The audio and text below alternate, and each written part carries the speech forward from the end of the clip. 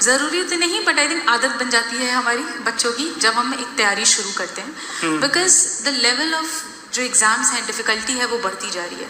साथ में अगर हम यूपीएससी की बात करें, आई थिंक उसके अनसर्टेनिटी के बारे में तो सब लोग जानते हैं। पेपर हर साल कितना टफ आता है। भी रिसेंटली प्रीलिम्स हुए एंड वापस वैसे ही यूएन कराए है।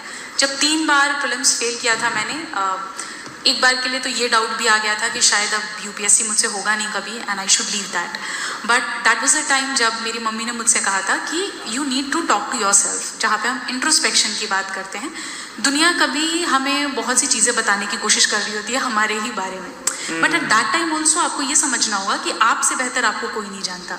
तो उस वक्त अगर आप अपने खुद से बात करो कि क्या ये मुझसे हो सकता है, क्या जो गलतियाँ थी, जो गलतियाँ करी मैंने, क्या उसको मैं सुधार सकता हूँ या नहीं, तो वो काम जब मैंने किया तो मुझे रियलाइज़ हुआ शायद क्योंकि मैं जॉब के साथ तैयारी कर रही थी तो पॉसिबल नहीं था। तो मैंने एक फुल फ्लेजेड प्रिपरेशन की बात, मतलब एक प्रॉपरली मैंने 2021 में जॉब छोड़ के तैयारी शुरू की, बट फिर वही हुआ कि 2022 के प्रीलिम्स में मैं फेल हो गई and that was the time जब ये सच में लग गया था कि I should start looking for something else. But then वो चीज़ें कि मे बी अब 1 मार्क्स से रह गया, 2 मार्क्स से रह गया तो शायद हो जाए अगली बार, वो चीज़ रहा।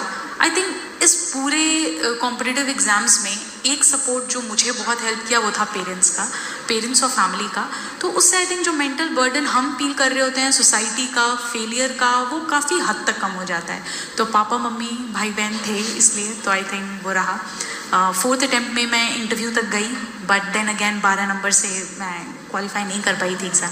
तो उस वक्त भाई ने मेरे कहा था मुझे कि आप मत टेंशन लो, आपने इतनी मेहनत करी है, भगवान ने कुछ अच्छा ही सोचा होगा। एंड 5th अटेम्प्ट में मुझे सच में लगा भगवान ने कुछ अच्छा ही सोचा था। तो हाँ, मेंटल प्रेशर तो बहुत था, बट उससे डील करने के लिए खुद का विल पावर, खुद का मोटिवेशन, पेरेंट्स का सपोर्ट, आई थिंक ये चीज़ें रही। जो मैं कहना चाहूँगी कि हर कॉम्पिटिटिव एग्ज़ाम में अनसर्टेनिटी रहती है। हमें एक जो फैक्टर हम कभी अकाउंट करके नहीं चलते वो होता है फेलियर का। हम किसी भी फील्ड में जब जाते हैं तो हम हमेशा जीत को काउंट करके चलते हैं कि अब सिलेक्शन होगा, अब होगा। हम ये चीज़ सोचते ही नहीं है कि अगर नहीं हुआ तो क्या होगा। तो आई थिंक ये एक मन में एक मेंटल प्रिपरेशन की what if it doesn't works out, वो हमेशा होना चाहिए। तो यूपीएससी में हम उसको प्लान बी कहते हैं कि अगर इन केस नहीं होता है तो आपके पास एक प्लान भी होना चाहिए। वो आपके खुद के फील्ड से हो सकता है, जैसे if I was a science graduate तो I could have gone back to PhD. अगर कोई इंजीनियरिंग स्टूडेंट है they can go back to the engineering life. Medical MBBS है तो वो डॉक्टरी। तो ये सारी चीज़ें हैं, एक प्लान भी आई थिंक होना चाहिए जिससे आप मेंटली थोड़ा रेजिलिएंट रहते हैं। एंड आई थिंक इतना प्रेशर लेना कि एग्जाम इज़ ऑल अबाउट ये जीने मरने की बात है, मुझे नहीं लगता ऐसा है, क्योंकि मैंने 5 अटेम्प्ट दिए हैं। किसी अटेम्प्ट में मुझे ऐसा तो कभी नहीं लगा कि ये नहीं हुआ तो मतलब लाइफ विल एंड। तो आई थिंक ये एक थोड़ा जो लर्निंग है ये पेरेंट्स से ही मिलती है, ये सपोर्ट तो वो रहा। और I think always be prepared for failures, क्योंकि सक्सेस से ज़्यादा आई थिंक फेलियर के चांसेस होते हैं। ये एक सबसे इंपॉर्टेंट क्वेश्चन था जो मैं खुद ही बात करना चाहती थी इसके बारे में। व्हाइल द प्रिपरेशन फेज ये डर होता है कि सोशल मीडिया का मतलब हम टाइम वेस्ट करेंगे और हमारा डिस्ट्रैक्शन होगा, रील्स देख रहे हैं बैठ के इतनी देर एंड ऑल। तो वो एक टाइमर हमेशा मैंने सेट करके रखा कि थोड़ा फ्री टाइम में देख लिया। कुछ इंपॉर्टेंट वेबसाइट या पेजेस मैं फॉलो करती थी जहाँ से भी मैं स्टडी मटेरियल उठा सकूँ या एग्जाम्पल्स उठा सकूँ to quote in my means. तो तब तो मैंने इतना यूज़ नहीं किया था। उस वक्त ऐसा लगता था कि social media is a very beautiful world, जहाँ पे जो मैं पढ़ाई की वजह से शायद एक्सप्लोर नहीं कर पा रही हूँ। अगर यूपीएससी नहीं होता तो I would have been more active. But post results जो मैंने वहाँ देखा तो मुझे ये रियलाइज़ हुआ कि कोई भी space is not your safe space. Because इतने टाइम बाद जो वो ट्रोलिंग स्टार्ट होती है, जो वो हेट कमेंट्स आना शुरू होते हैं विदाउट इवन रियलाइजिंग कि एक इंसान की स्टोरी आप जानते नहीं हो पूरी तरीके से। किसी ने 7 साल मेहनत की, 5 साल मेहनत की, किसी ने कितने अटेम्प्ट्स दिए, बट उसके बाद people in the digital space because of the anonymity, क्योंकि किसी को आप ट्रेस नहीं कर सकते, पीपल आर स्पीकिंग एनीथिंग।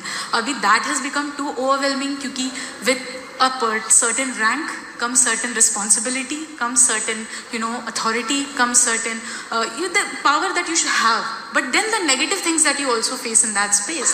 तो आई थिंक एक जो ये माइंडसेट हमारा होता है कि ये क्लियर हो गया तो लाइफ सेट है, फिर आई डोंट थिंक ऐसा होता है।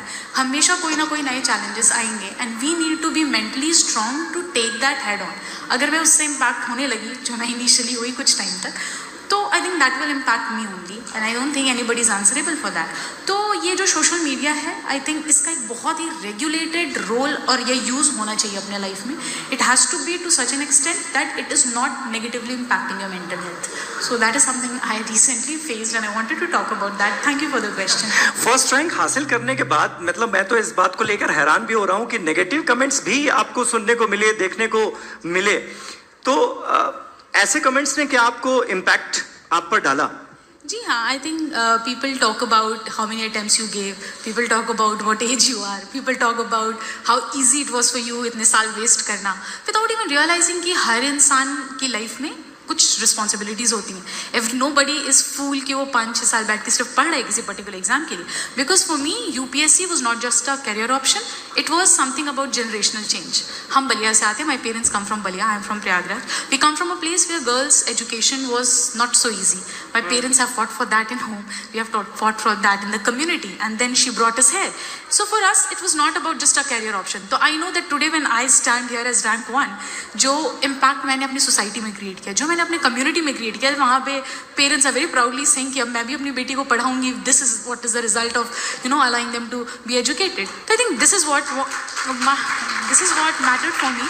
It was never as easy as a career option. वरना मेरे पास करियर और अर्निंग के बहुत स्कोप थे, मैं बहुत अच्छा अर्न कर सकती थी बहुत जगह. बट वो एक मोटिवेशन था कि जो एक टाइम स्टेप मम्मी ने लिया था, पापा ने लिया था घर में हमारे लिए, one day I will stand in the community and take for the girls in the society. So I think that was a reason behind it. Doctor, वो उस वक्त भी ऐसा होता है कि आप सर्टेन नहीं होते हो कि इस एग्ज़ाम में सक्सेस मिलेगी, और ऑलरेडी मैंने 2-3 फेलियर्स देख लिए थे, तो वो भी एक डाउट था मन में. बट आई थिंक वही विल पावर और खुद के ऊपर कॉन्फिडेंस है कि अगर आपको लगता है and you are very clear in your head why कि क्यों करना है, तो उस वक्त आई थिंक वो मोटिवेशन रहता है. तो आप थोड़ा सा कॉम्प्रोमाइज़ करना पड़ता है. लाइफ में सब कुछ एक साथ नहीं मिलता. Will have to leave one thing for the other. तो ये चीज़ मैंने समझी कि अब जॉब भी मैं चाह रही हूँ, एक स्टेबल इनकम भी मैं चाह रही हूँ, फिर मैं यूपीएससी की तैयारी भी करना चाह रही हूँ, उसमें भी मैं रैंक लाना चाह रही हूँ, and that's not possible. So that's when I realised कि I need to give up on certain comforts, I need to give up on certain that backup that I have taken for a while, and that's when मैंने resign किया and I stopped. और जो tuitions वगैरह मैं देती थी वो बंद किया और मैंने सेल्फ स्टडी पे फोकस किया पूरा. And I think that resulted and that give me proper time with my self. कि आप पढ़ रहे हो, पढ़ने के बाद आपको उतना टाइम भी मिलना चाहिए जब आप मेंटली खुद के साथ इंटरैक्ट कर रहे हो कि क्या जो मैं कर रहा हूँ ये सही है या नहीं, क्या मैं उतना टाइम दे पा रही हूँ उस प्रिपरेशन को जितनी रिक्वायर्ड है. And then I am having time जहाँ पे मैं टेस्ट वगैरह सॉल्व करके I can assess my own performance. खाली पढ़ते रहना is not a solution for any exam. If you are studying, उसको अप्लाई करना टू अंडरस्टैंड कि आपको कितना समझ आया है, that is also very important. तो उस वक्त थोड़ा डर लगा था, बट आई थिंक वो रिक्वायर्ड भी था. वो थोड़ा बहुत डर, जैसे सर ने कहा कि कभी कभी दबाव is required for that motivation, for that push, and I think ये सबके लिए ही वैलिड है. कभी कभी जो सर ने कहा, आई थिंक ये बहुत ही सही बात है कि हमारे एजुकेशन सिस्टम ने बहुत ज़्यादा पढ़ना है, एग्ज़ाम क्लियर करना है, सिलेबस कंप्लीट करना है, इस पे फोकस किया. I think building strong humans is more important than having building those big businessman or big इतना. I think a person has to be mentally and internally strong in order to face challenges.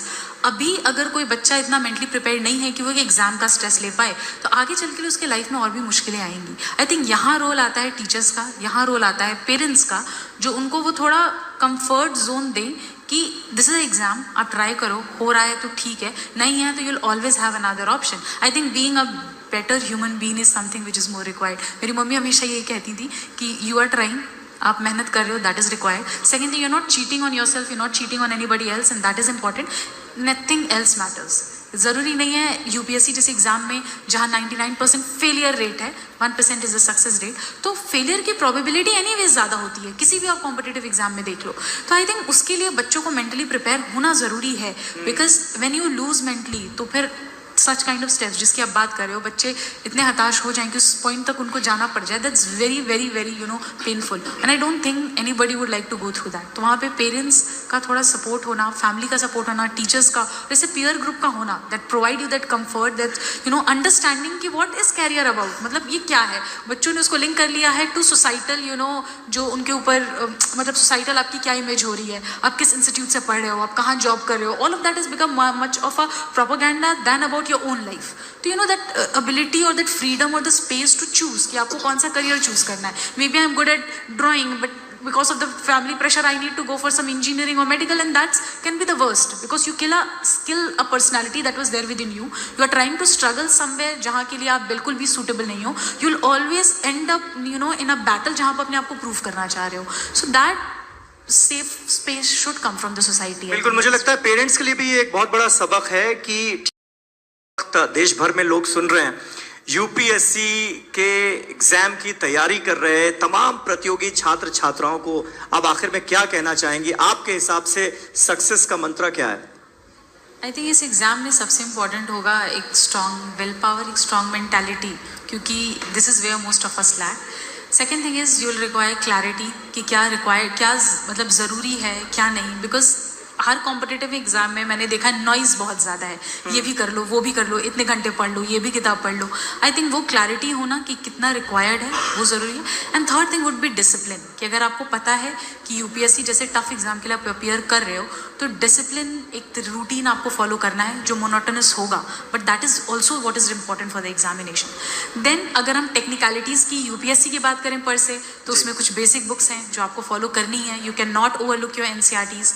Second thing is previous year questions have to be your guide. Syllabus you should know by heart कि भाई UPSC का syllabus क्या है. आप कुछ भी पढ़ने नहीं जा सकते हो, otherwise it will become too vast for you to hold things up. Then comes the role of having important breaks, जहाँ हम रूटीन्स की बात करते हैं, उसमें एक ब्रेक का होना भी बहुत ज़रूरी है for your mental resilience, for the balance that you are having. Otherwise अगर इंसान 30 दिन महीने के पढ़ रहा है तो लिटरली आई नो वो पागल हो जाएगा, because that's not possible. There is so much to memorise. तो these are certain things if we stick to, I think one can at least with a sane mind appear for the examination. Number of hours भी कुछ बताना चाहेंगे आपकी? इतने हर दिन इतने घंटे तो आपको पढ़ना ही है. एज अ बायो स्टूडेंट हमने तो ये पढ़ा था कि जो ह्यूमन ब्रेन होता है that has a retention capacity in an hour of just 45 minutes. मतलब आप एट अ स्ट्रेच 45 मिनट तक कॉन्सेंट्रेशन से पढ़ सकते हो, उसके बाद आपको कॉन्सेंट्रेशन ब्रेक होना शुरू हो जाता है. तो इसलिए मैं हमेशा स्मॉल स्टडी स्लॉट्स रखती थी 2 आवर्स का, देन 10 मिनट्स, 15 मिनट्स, 20 मिनट्स का break, and then you should have at least 8 to 10 hours. इससे ज़्यादा मैंने नहीं करा है. एग्जाम के टाइम में डेफिनेटली इंक्रीज़ किया है, क्योंकि तब बहुत ही ज़्यादा दैट एड्रेनलिन रश होता है कि आपको पता है कि एग्जाम जस्ट सर पे है तो बहुत कुछ रिवाइज करना है. Otherwise 8 to 10 hours consistently, I think that works. अभी बोलने में लग रहा है 8 घंटे बहुत कम है, लेकिन जब मैंने पहली बार टाइमर लगा के पढ़ने की कोशिश की कि ठीक है अगर टेबल से उठ रहे हैं तो टाइमर बंद कर देना है, तो वो 8 घंटे तक पहुंचने में मुझे बहुत मुश्किल हो गई थी. एंड आई रियलाइज कि consistent and a very dedicated 8 hours, कि उस 8 आवर्स में मैंने सिर्फ किताब पढ़ी. उस वक्त मैं फोन स्क्रॉल नहीं कर रही हूँ, उस वक्त मैं उठ के बाहर जाके पानी पी रही हूँ, घूम नहीं रही हूँ. सो ऑल ऑफ दैट थोड़ा I think 8 to 10 hours is sufficient for this. Thank you.